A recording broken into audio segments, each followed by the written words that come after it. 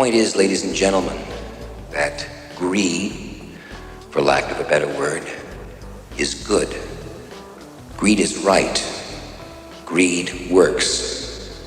Greed clarifies, cuts through, and captures the essence of the evolutionary spirit. Greed in all of its forms. Greed for life, for money, for love, knowledge, has marked the upward surge of mankind, and greed, you mark my words, will not only save Teldar Paper, but that other malfunctioning corporation called the USA.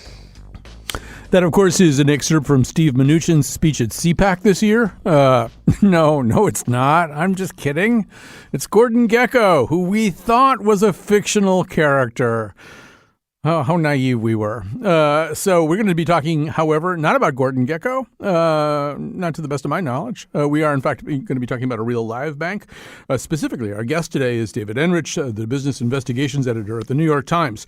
His latest terrific book is Dark Towers, Deutsche Bank, Donald Trump, and an Epic Trail of Destruction.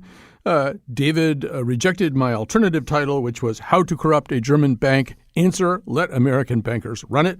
But there are a lot of possible titles here, probably. First of all, David Enrich, thank you for doing this. Thanks for having me. So, speaking of Gordon Gekko, I mean, we know via Matt Taibbi that Goldman Sachs is the vampire squid. We know from observation that J.P. Morgan was fined $13 billion for its activities in connection with the 2008 collapse. So we know that there are banks that are, in fact, pretty greedy. Why would we want to single out Deutsche Bank? What's different about it? Well, it's basically, I would say, the worst of the worst. And it is, going back to its years of supporting the Nazi government in Germany, that really set it on a path of destruction that is more or less unparalleled in the world of modern finance today. And that goes right up to the present day where it is, it's been at or near the center of just about every financial scandal under the sun. It is the primary financial enabler of Donald Trump, and I would argue facilitated his rise that culminated in him occupying the White House. And it's also the banker to men like Jeffrey Epstein. And so this is a bank that had just utter disregard for morals, ethics, and often for the law. And so I see it really as a symbol of everything that ails modern finance and, frankly, a lot of what ails modern capitalism. Right. And, I mean, there are these headline-grabbing names like Trump and Epstein, but, Deutsche Bank also violated sanctions against rogue states like Iran, Burma, Syria, Libya, Sudan. They've laundered money for Russian oligarchs. I mean, this is kind of a multivitamin of banking malfeasance. Yeah, I mean, there is a very, very, very long list of crimes that the bank has committed over the past couple of decades. And look, that's true for a lot of big banks, to be fair to Deutsche Bank, but they have been deeply enmeshed in way more than their fair share, and I think to a greater extent than just about any other company in the world. And it's not an accident. It's a direct, I would say, predictable result of the way the company was being run, with this obsessive focus really on just short-term profits above all else. And it fostered a culture in the company where envelope pushing was kind of an essential job requirement, and people were motivated and incentivized from the very top of the bank to go to whatever lengths necessary to enhance short-term profits, and often that involved violating the law. I should first of all want to say that for people thinking about this book, and it's a book about a bank, and maybe you don't think you like to read books about banks, this book often reads like a thriller. And there are scenes that are like straight out of Olivia Pope. Not that I've ever actually watched that show, but I mean, there's a scene where one of the principal figures in the story has taken his life. And at one point, some thin guy shows up and takes some stuff off the computer and walks out, and who was that guy? We don't really know who that guy was. I mean, there are ways in which the stuff that you uncovered does play an awful lot more like a prime time or peak television drama than it does like the dry saga of bank regulation. Well, that's good. One of my goals of this book was to write it in a way that would appeal not just to the fairly small audience of people who really are dying to read a book about a random German bank, but that would really kind of capture people's imaginations a little bit and help them understand not just Trump and his finances, which obviously is a big part of the book, but also the world of modern finance that has this tendency, I think, to cloak itself in this veil of obscurity and jargon and complexity that really is, it is complicated, but a lot of that is pretty self-serving because bankers and traders and people on Wall Street want to make it seem like everything they're doing is so incredibly important and so incredibly complicated that normal people couldn't possibly understand it, and that allows them to operate with a lot more impunity than I think they otherwise would. And it allows them to justify the really, I would say, unjustifiable amounts of money that they're often getting paid. At the end of the book, one of the big reveals is that, I mentioned this in the pre-news introduction, that Adam Schiff and Moby, the musician, are really good friends. I think we're not even going to explain why that's important, but I think you have to read the book so you understand why, or at least get into the index or something. So let's start here. Donald Trump, pre-presidency, is a guy who's had one business failure after another and kind of specializes in defaulting on loans and stiffing creditors and screwing vendors. And at a certain point, as you document very well, nobody wants to lend to him. And he does things like he'll call up, I guess it was at Bear Stearns where Ace Greenberg was his friend. And they have to concoct these incredible stories about why they're – why don't you tell that story? Well, this is just one of my favorite anecdotes that I encountered while reporting the book.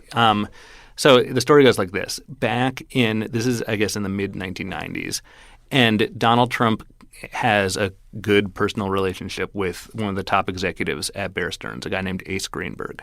And so he has this great relationship, and he figures that is going to put him in a great position to borrow a bunch of money from Bear Stearns. And so Trump calls up a pretty senior banker at Bear Stearns and says, hey, I would like to borrow, I believe it was $100 million from Bear Stearns. And the banker knows full well, given Trump's well-documented track record of defaulting, that there's just no chance Bear Stearns is going to do that. But he nonetheless agrees to kind of take a look at the proposal in order to get Trump off his back. And he does. And Trump keeps calling him back over and over saying, hey, is there any progress on my loan application? And the banker figures that if he ignores Trump's phone calls for a long enough period, Trump will get the message and just stop calling him back. And Trump does not get the message, and he keeps calling him back. And finally, Trump happens to have a breakfast planned with Ace Greenberg. And at the breakfast, he complains to Ace that, the banker is just not even giving him the courtesy of returning his phone call. And so Greenberg comes in to the office after breakfast and goes to the banker and says, why aren't you returning Donald Trump's phone calls? It's so rude of you. And the banker says, well, if I return his phone calls, I'm going to need to give him an answer on whether we're going to lend him $100 million. And Ace Greenberg says, well, we absolutely cannot do that. He's the Donald. We're not lending him anything. And so and the banker says, in essence, well, this is going to be a problem for us. And Ace says, well, figure out a way to solve the problem. And so the banker thinks to himself about what to do and eventually calls Trump back and says, listen, Donald, I'm really sorry I've been returning your calls. That was really rude of me. My apologies. The reason I haven't been returning your calls is because we cannot lend you the money. And Trump says, why? And the banker says, well, Ace Greenberg says he doesn't want to. And Trump says, wait a minute. Ace and I are good friends. I just had breakfast with him this morning. And the banker says, well, that's exactly the point, Donald. Ace said that there are 4 people in the world who Bear Stearns does not want to be on the other side of a business transaction with. Henry Kravis, Bill Gates, Warren Buffett, and Donald Trump. And so these are, 3 of the world's great investors and then Trump. And Trump thinks to himself for a minute, and the ploy just works perfectly. He says, I can understand that. I can appreciate that. And so the banker manages to diffuse this potentially very ugly situation with Trump not getting what he wants by appealing to his sense of vanity. Whoop. All right. So we just lost his Skype. We're going to get his Skype back. Just very quickly, let me finish out that story on his behalf. So this is sort of the lengths to which financial institutions would go to avoid. I mean, basically, most of us, if we call up a bank and they don't want to lend us any money, they'll tell us to go take a long walk off a short pier. In this case, they had to make up a story, and they flattered Trump by mentioning him in the same breath with three people who were solvent. And so it was, to most of us hearing that sentence, Kravis, Gates and Buffett and Trump, it's like, which one of these does not belong? But for Trump, it was like, hey, yeah, those are the people that I belong with. So we're talking, we should say right now, or we will be talking again, Skype willing, with David Enrich, author of Dark Towers, Deutsche Bank, Donald Trump, and the Epic Trail of Destruction. And let me just say, as we get ready to restore contact with David, this is one of the things you have to do in the age of Skype. You have to learn to vamp a little bit. As we go through all this, we're going to talk about the specifics of Deutsche Bank. How did it turn into this kind of rogue institution? We're going to talk very specifically about the role that it played in taking a guy like Trump, who, I mean, people who live in New York and pay a lot of attention to stuff, heading into 2015, they were all saying, well, no, he's not a successful businessman. He doesn't really have anything. Well, they actually enabled him to kind of shed that reputation a little bit by keeping the cash trickling in here. So I think we have David Enrich back on one of any number of possible connections in this world. David, can you hear me? Maybe not so much. All right. So vamp some more. Here we go. So I swear to God, we're going to get him back. We have tin cans with strings on them and stuff like that. But as we go along here, there's some other things that I do want to talk about. Not just Trump and not just Epstein, although Epstein is another person who, for very different reasons, Deutsche Bank decides to play ball with. But as we go along here also, I want to talk about the culture that we have here in this country and our inability to meaningfully discipline these banks. I said earlier that J.P. Morgan was fined $13 billion. Let me just say something about that. $13 billion sounds like a lot to you, and it sounds like a lot to me. And to paraphrase Everett Dirksen and adjust him for inflation, $1 billion here, $1 billion there. Pretty soon you're talking about a bunch of money. But you have to think about J.P. Morgan in this context. A good quarter for J.P. Morgan in profit is $7 billion. And there are 4 quarters in a year, okay? So think about the ability to run wild and free and not obey rules and get to cheat. And then ultimately at the end of all that, possibly having, 15 quarters where you didn't have to follow the rules and that you've been able to not only amass profits, but pump up your valuation. So your stock is worth way more than it used to be. I mean, the $13 billion sounds like a lot, but as a cost of doing that kind of business, it's the kind of advantage you can't put a price on. So one of the things I'm hoping to talk to David Enrich about when we get him back, which I am confident we will do. I think I might even hear him. Is I can hear you. Okay, that's good. Okay, so we lost you right at the end of the Bear Stearns story. But it's funny. I've been listening to you, so I never lost you on my end. So. Okay, so you know that I've been raving like a maniac. Okay, so it's been pretty impressive, actually. You've managed to keep it going. Yeah, no, this is something you learn how to do. It's not an otherwise marketable skill, but you learn how to do it. So let's just go back to this point. So Trump, we told the Bear Stearns story. Trump is not a guy anybody wants to do business with. Before we even get to their initial dealings with Trump, how did Deutsche Bank become the kind of institution that would consider doing business with a guy like Trump? So starting in the mid-1980s and certainly well into the 1990s, Deutsche Bank decided that after many decades of being this kind of provincial lender to big German companies and European companies, it wanted to get a lot more profitable a lot faster. And the way to do that, looking around the world, was to really get into the business of investment banking and trading and essentially competing with the biggest Wall Street firms for the very lucrative business of, operating in the world's capital markets. And so Deutsche Bank started off by the mid-1990s it went on this epic hiring spree, hiring thousands and thousands of people from firms like Merrill Lynch and Bankers Trust and places like that and Lehman Brothers. And it spent billions of dollars doing that. And then the late 1990s, at the end of the decade, it spent $10 billion buying a huge U.S. firm called Bankers Trust. And so all of a sudden, Deutsche Bank went from being essentially a non-entity on Wall Street to becoming one of the biggest, most aggressive, most risk-loving firms out there. And so by the late 1990s, when they were trying to kind of elbow their way into the United States market, they needed to find clients. And one of the problems they had is that the wealthiest individuals and the wealthiest institutions in America in particular already had really good relationships with mainstream financial institutions. They were happy, and there was therefore no reason for them to even consider doing business with a bank like Deutsche Bank. And so Deutsche Bank had to go looking for the scraps. One executive from that time period told me that basically Deutsche Bank would go bottom fishing for kind of the rejects of Wall Street. And here comes Trump, who is off limits to the mainstream banking industry because of his well-documented history of defaulting over and over again. And he's desperate to find a bank that's willing to get in bed with him because he wants to go from being this kind of second-tier casino developer to being one of the big builders in New York City. And so he approaches Deutsche Bank. Deutsche Bank's happy to do business with someone like him. And off we go. I mean, hundreds of millions of dollars start flowing from Deutsche Bank to Donald Trump, enabling him to reinvent himself from being a failed casino developer to being one of the kind of splashiest, highest profile commercial real estate businessmen in the United States.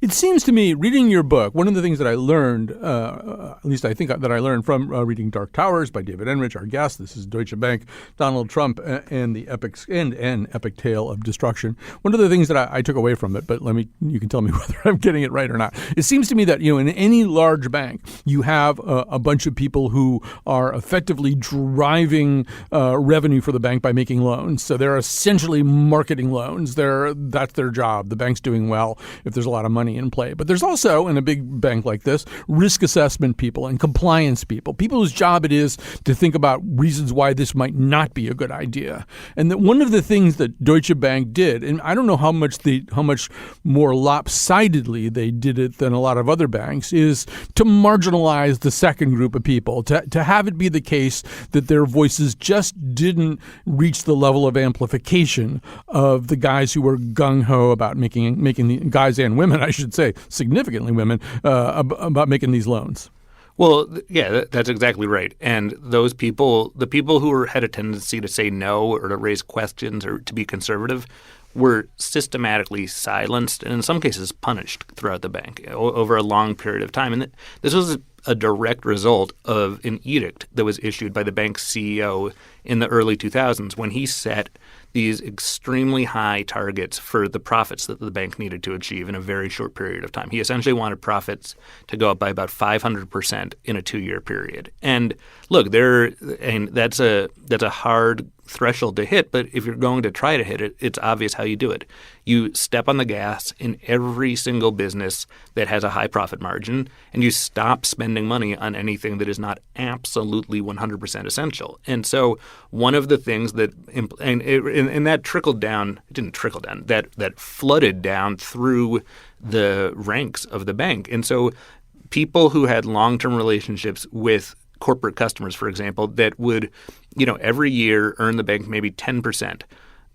Those relationships were no longer considered worthwhile because the new threshold was you needed kind of this 25% profitability target. And so this led to very rapid changes in the way the bank compensated people and the way people were incentivized to behave. And if you were kind of on the fence about whether a transaction was good to do from an ethical or moral or legal standpoint, all of a sudden these new profitability targets really just pushed you over the line and you would say yes. And at the same time, things that were expensive for the bank to operate, for example, a compliance division or an anti-money laundering staff that was highly trained and therefore had to be highly compensated, those are really unpopular things to spend money on at Deutsche Bank, because not only are they expensive and not only do they not bring in any revenue on their own, but in fact, they do the opposite. Their job, if they're doing it properly, is to say no to transactions and to shoot things down and delay things so that there's more attention paid to the soundness of the transactions and the safety of the transactions. And so Deutsche Bank did a really good job. They achieved these profitability milestones very quickly and then kept going from there. And one of their great secrets to success was that they just did not care about the financial safety of what they were doing or the reputations of the clients that they were working with. So one of the more chilling examples, or maybe one of the more eye-catching examples that you cite of this, involves Kushner companies. So at a certain point, I think it's not too long after the Trump election, there are some suspicious activities involving the Kushner companies. It involves transfer of money from them to Russian individuals. One of these compliance officers whom you've just described notices that. Her name is Tammy McFadden. And this is sort of a no-brainer. I mean, for at least for this initial suspicious activity report, that this you reflexively do it. It gets filed with FinCEN, which is the kind of policing arm of the Treasury Department for this kind of thing. And it should be noted, if you do that, if you're Deutsche Bank and you do that, you've kind of covered your ass, too. You kind of said, here's this thing, maybe nothing, probably is nothing, but it tripped one of our wires, and so we're turning it over to you, and so done deal. It's off our desk now. Except that what? They killed that before before even another set of eyes could look at it? Well, they killed it certainly before it could go to the federal government. And this was actually not after the election. This was in the summer of 2016. So not only right in the heart of the election, but right at the very time that the Russian government was interfering in the election to try and elect Donald Trump as president. So this was a moment in history where this was publicly known at the time that the Russians were interfering in the election, and Tammy McFadden saw these transactions that struck her clearly as worthy of reporting as suspicious to the federal government. She did what employees are supposed to do in that situation, which is type up what's called a suspicious activity report. And normally it goes up through like a certain level of superiors at the bank, but that's kind of a rubber stamp process. Banks these days tend to err on the side of over-reporting, not under-reporting potentially suspicious transactions. And in this case, something very unusual happened, which is that her superiors said, nope, we don't think this is suspicious. We're not filing it. And McFadden was very uncomfortable about that decision, as well as some of the other things that she had seen when she was at the bank. And, she did what employees are supposed to do in that situation, which is she complained and she flagged to her superiors that she was uncomfortable with the way this was being handled. She wondered whether this was something that was being done to protect the relationship with Trump and Kushner, who obviously were both, very much in the news at that moment. And the more she complained, the angrier her superiors got, and she was ultimately fired by the bank. Right. There was kind of even at least she felt there was an attempt to kind of marginalize her as, among other things, kind of a crazy black woman. Well, look, I mean, I can speak from my own personal experience. I've seen people at the bank do that to her. They when I started reporting on this back about a year ago, in particular on this Tammy McFadden episode, there was a real effort by the bank to just undermine her credibility and to cast her as, a crazy black woman. And she is a black woman, but she's not crazy. And in fact, she has just extraordinary courage in speaking up and doing so publicly. And, that's something that's very hard for people to do. And, you don't, in my limited experience, you generally don't do that if you're making stuff up. All right, we're going to take a quick break. Nobody is going to go anywhere. You're not going to change your stations. David and Rich is not going to disappear. Everything is going to be fine when we get back, and we're going to tell you more stories about Deutsche Bank. Then they left town. I could not done it without your greed. They're only satisfied. Well, welcome back. I'm juggling my iPad and this book here in a very awkward way. So we're talking to David Enrich. He is the author of Dark Towers, Deutsche Bank, Donald Trump, and an epic trail of destruction. We have so many things I want to cover here, but no matter how many things I cover, we're not going to – I mean, you still have to read the book because it's really interesting. But, this book would have been, I think, less compelling without some of its more complicated figures, some of the people who were just a tale of villainy and malfeasance, and not a few heroes like Tammy McFadden. I don't know if it would have been interesting. And then there's this incredibly complicated character whose name I probably don't know how to pronounce, Bill Bruxmit. Tell us how to say that. Bruxmit. So tell us about this guy. This is a guy who's got he's got a black sock on one foot and a white sock on another, kind of. So Bill Bruxmit is he's American. He was the son of a minister in rural Illinois. He grew up not rich, not poor. He was a real kind of math whiz and became an expert in the banking industry in risk management and derivatives. And he was kind of a nerdy fellow. And he ended up going to Deutsche Bank in the mid-1990s, right as it was making this huge push onto Wall Street. And Bruxmit spent on and off the next 20 years or so at the bank and climbed up through the ranks and developed a reputation inside the bank as one of the rare voices of sanity, I would say. And he was someone who he had the knowledge and skills and also the internal reputation to be willing to say no to transactions and to be willing to push back when he felt like some of his colleagues were taking things too far or taking excessive risks or not paying enough attention to what regulators were saying. He was someone who he practiced what he preached, basically, and he became known internally as kind of the conscience of the bank, and he served as an ethical compass for a lot of people. And Bruxmit, in January of 2014, was found hanging in his apartment in London. And so he committed suicide. And very shortly after that, I got in touch with Bill Bruxmit's son, Val, who became kind of this really fascinating character to watch as he tried to figure out why his father had decided to die. And I spent the next several years kind of trailing Val on and off as he went on this very elaborate quest to find answers and then ultimately seek vengeance against the bank. And one of the things he found out early on, he got into his father's personal email accounts, his Yahoo and Gmail accounts, and he was in there looking for basically any signs of that maybe his father had a hidden life or the huge debts or another family or something like that to explain what had driven him to despair. And instead, he found nothing like that. Instead, what he found was that his father had been using his personal email accounts to send and receive thousands and thousands of Deutsche Bank emails. And so Val found in there not only correspondence between his father and senior executives of the bank, but also spreadsheets and meeting minutes and loan documents, stuff like that. And Val, who lived in London at the time, was a musician who had no training in finance, no experience. So this is basically like reading a bunch of stuff in Greek for him, and which is how I entered the picture. And I helped him not only kind of translate some of these materials, but also to help him figure out what to look for, because there was just the volume of stuff in his father's emails was completely overwhelming. And so it provides ultimately this extremely intimate, unfiltered view inside this bank at a high level and watching not only – and Deutsche Bank at the time was already known as a bank with these really deep, intractable problems and a lot of bad behavior.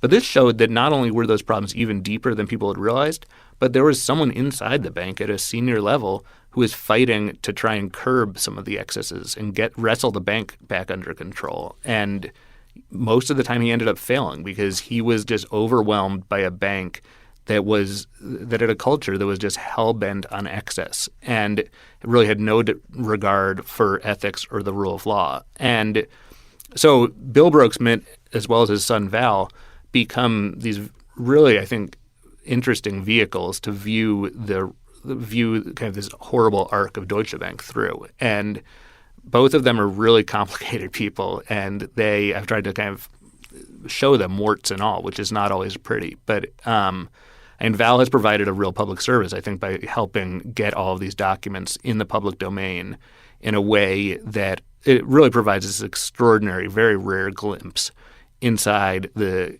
upper echelons of power at a major financial institution. So we've already mentioned things like loans to rogue nations and money laundering for a Russian oligarch. We've talked about failure to do due diligence and what would normally be a reporting requirement to Treasury investigators. But like beyond that, what maybe you could just quickly describe some of the things that wound up surfacing that were so troubling, were so excessive In the emails. Yeah. And this is one of those things, there's the expression the banality of evil, and it kind of comes into play here because it's not like we're seeing people committing crimes in real time. What we're seeing is this culture that evolves where it seems okay to kind of pull the wool over regulators' eyes or disregard concerns about, you're doing a complicated transaction with another company in Europe and their brokesman raises concerns about, well, this is kind of sleight of hands type stuff. Are we really sure we want to be doing this? What if it becomes public? Won't that really harm our reputation? And his concerns are just overruled. So, and I think the most vivid stuff comes in terms of the bank's interactions with federal regulators here in the United States. And Brooksmith sat on the oversight board of a big kind of subsidiary of the bank in the U.S. that had really serious problems with the Fed. And Brooksmith is over and over again counseling his colleagues to take much more seriously what the regulators are saying, try to address their concerns in a fundamental way rather than just trying to paper over problems. And you see his not really his temper, but his level of emotion rises on occasions where this is a guy who's everyone knows him as extremely cerebral and a really calm presence. And he's losing his patience because he feels like a lot of his colleagues are just being really cavalier and are trying so hard to maximize short-term revenues that they are really setting the institution up for a huge fall. And he was right. He didn't live to see it, but boy, he was really right. So one of the things that's probably worth mentioning here is that actually, before I get to that, so you heard me fulminating about fines and the inadequacy of fines as a way of reining in people who are benefiting from breaking the law, breaking the rules. Maybe you could say a little bit more. It does seem as though this shouldn't be possible. We think of banking as an industry that has probably the highest reporting requirements of any industry that I can think of, and then there are sort of a lot of rules about what they can do and what they can't do, and ultimately they're answerable to shareholders and all kinds of other stakeholders. So why does this stuff happen? Why could Deutsche Bank be the kind of rogue institution that it was? Well, I think on Wall Street in general, and what we've seen since the 2008 financial crisis is that while a lot of banks and other companies have been punished by regulators or prosecutors, there's been almost zero personal accountability for senior executives. And so what we've seen over and over again is that bank gets a big fine. It's embarrassing. There's some bad headlines. Maybe even the CEO or the CFO loses his or her job. But that's basically where the accountability ends. And so you do not have executives having legitimate, deep concerns about whether they might be criminally prosecuted and go to jail. What you have instead are the risks, the personal risks borne by these executives is very limited. And it's just I think the way to deal with some of this is, and this is not just true at Deutsche Bank, although it certainly is true there, is when humans respond to incentives, right? And if you're incentivized to take these huge risks and there's not a whole lot of downside, well, you're going to keep taking those huge risks. So you want to create some sort of healthy fear in executives that not only is their money on the line and their job security is on the line, because that really doesn't matter at the end of the day. These guys are getting so spectacularly rich over time that being fined $50 million even just is not going to be that bad for a lot of these guys. The thing that is scary is really losing your reputation and potentially losing your freedom. And there are not that many people in the world who have the power to strike that kind of fear in the heart of bank executives, but criminal prosecutors are. And I think that a lot of behavior would change very quickly. And this isn't just on Wall Street either. This is throughout the corporate world. If banks or corporate CEOs had a real fear that if they mess up in a serious way or their institutions mess up in a serious way, the consequences for that are going to be borne in part by them personally, rather than just by shareholders and these kind of faceless institutions. All right, David, I just need you to be my therapist for a couple of seconds while I do another primal scream. All right, so recently, within the last 3 to 4 days, Axios ran what it claimed was some names leaked by Biden's close associates about possible staff members in a future Biden administration. And so you see some names that are kind of comforting, the idea of Ron Klain as chief of staff. I like that idea. But for Treasury, the names that were leaked were Elizabeth Warren, one of the people who probably would support an awful lot of the things that you've just said, that her fundamental argument is that these bad actors don't pay any personal price. You can't have a system that works if they never do. But one of the other names was Jamie Dimon, pick a path. Jamie Dimon, CEO of JP Morgan, when he got fined $13 billion and still is CEO of JP Morgan and now is being touted as a possible Treasury Secretary. But it's sort of like, well, they clearly don't have any strategy if they're dithering between Elizabeth Warren, who probably would be the most punitive possible person, and one of the guys who does this stuff. Right. Those are two very, very different possible Treasury secretaries. In some ways, though, the job of Treasury Secretary isn't what's important. What's important is the head of the Justice Department that would have a choice over how aggressively you want to instruct your prosecutors to go after crimes committed by institutions, and how personally you want to hold people accountable for that. And to me, that is one of the great failures of, frankly, the Obama administration. Right? They had the opportunity after the financial crisis to really come down hard on some of these people, and they just did not. And I think some of that is that these cases are hard to build, and obviously everyone's innocent until proven guilty. But part of it is just an appetite, and there was a lack of appetite. There's much more focus on trying to preserve the integrity of the financial system and kind of repair and rebuild rather than holding people personally accountable. And I guess I can see that argument, but the consequence that we're seeing now, and I think this was pretty well anticipated at the time, was that the only way to change behavior on Wall Street and in the corporate world is to change the incentives. And as long as the incentives are just completely lopsided toward rewarding aggressive behavior and that there's no downside to that, well, the behavior is just not going to change. And we're going to be surprised when in another couple of years there's another huge scandal, and we're going to ask ourselves the same questions about why doesn't Wall Street's behavior change? And, well, the reason is that there's no big downside at the tops of these institutions to change the cultures and change the incentives for people.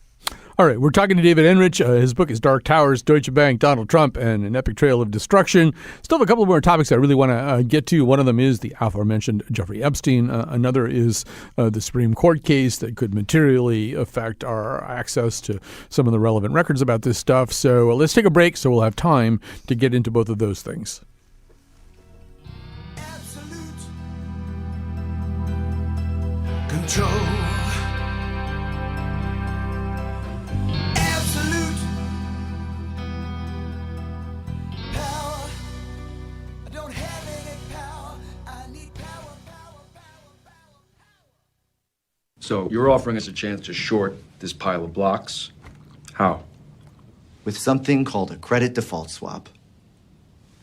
It's like insurance on the bond, and if it goes bust, you can make 10 to 1, even 20 to 1 return, and it's already slowly going bust. 10 to 1, 20 to 1? No way. And no one's paying attention. No one is paying attention because the banks are too busy getting paid obscene fees to sell these bonds. But wait, you are the bank. When you work for the bank, I bet your margins are pretty nice and fat. Let's not talk about my margins, by the way. Being nice and fat, that's a nice shirt. Do they make it for men? Aren't you the bank? I work for the bank. I don't think like a bank. Big bank, small bank, I like to make money. All right? Let me put it this way. I'm standing in front of a burning house, and I'm offering you fire insurance on it. How can these underlying bonds be as bad as you say? It wouldn't be legal.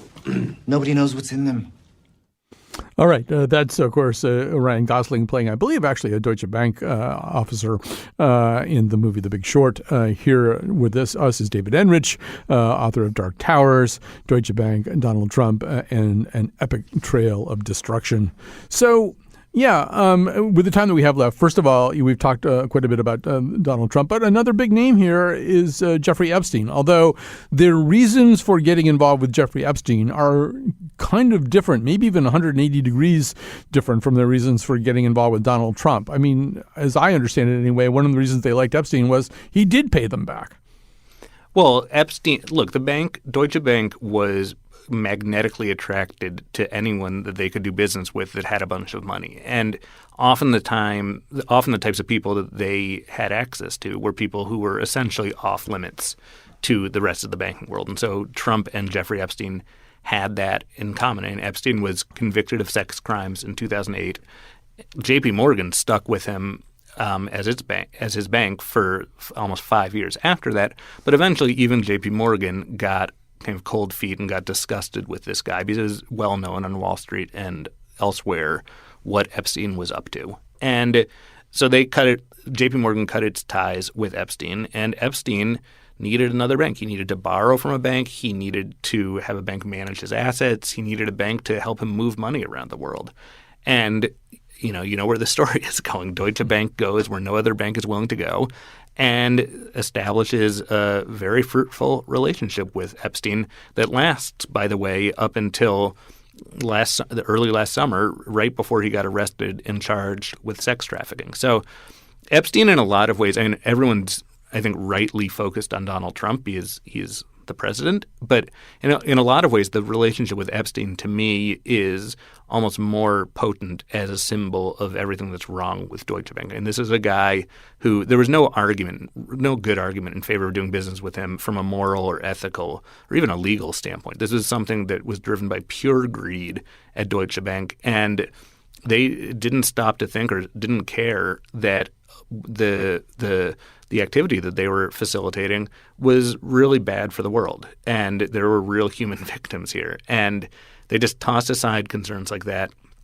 even as concerns like that were raised by the bank's compliance staff and anti-money laundering staff. So it's not like they didn't think of it. They did think of it and decided they didn't really care and were happy to prioritize profits over everything else. So at the end of this month, assuming that life goes on more or less as it has, although I think that's a pretty open question, but at the end of this month, the Supreme Court will hear oral arguments in the cases of Trump versus Mazars and Trump versus Deutsche Bank. There will be a decision, once again, if life goes on the way it normally does, sometime between then and the fall, so in time to materially affect possibly the election in November. So this is a case where I think effectively Donald Trump is suing his own accountants so that they don't cooperate with probes. Do I have that more or less right? Yeah, that's more or less right. And so in about a year ago, 3 congressional committees issued subpoenas. One of them went to Trump's accounting firm. The other 2 went to Deutsche Bank.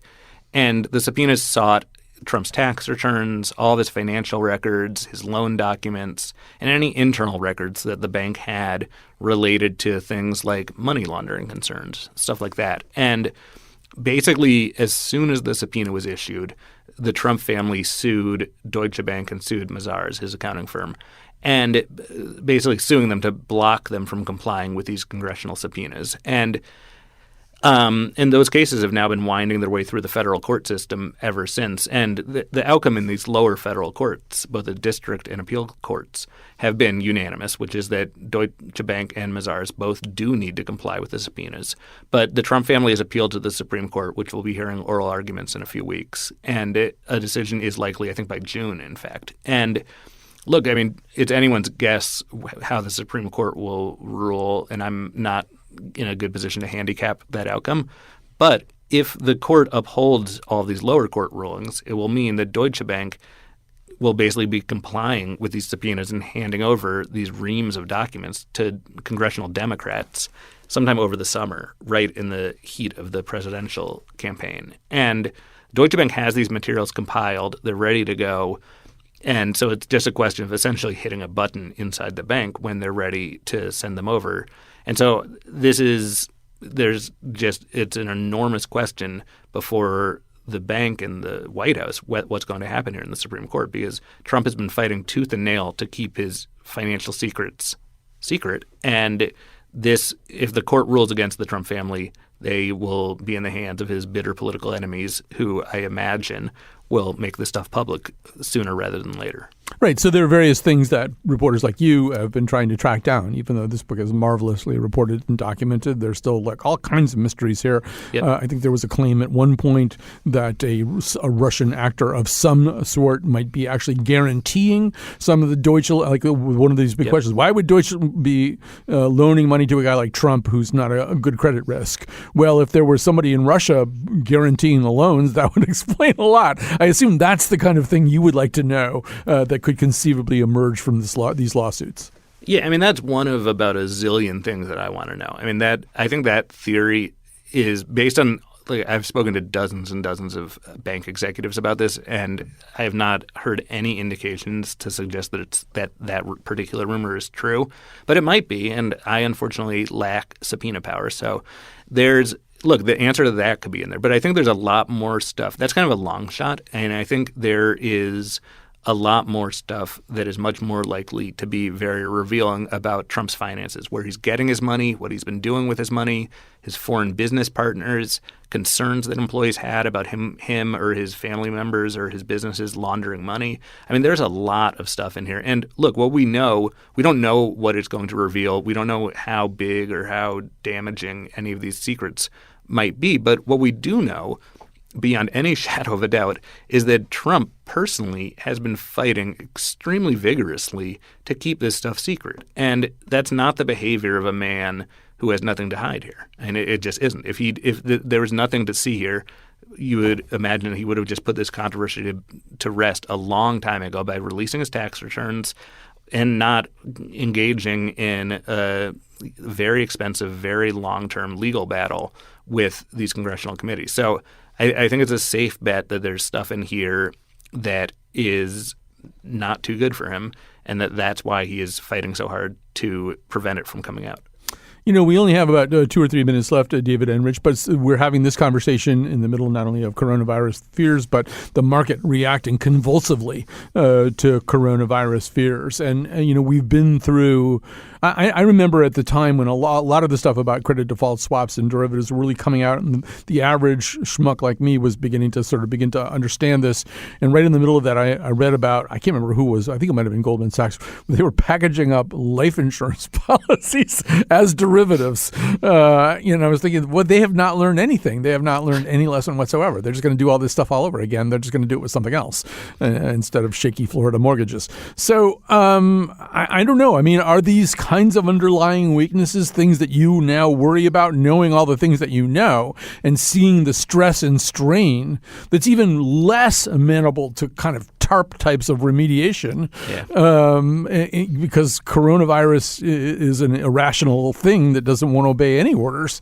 I don't know. What are you thinking right now?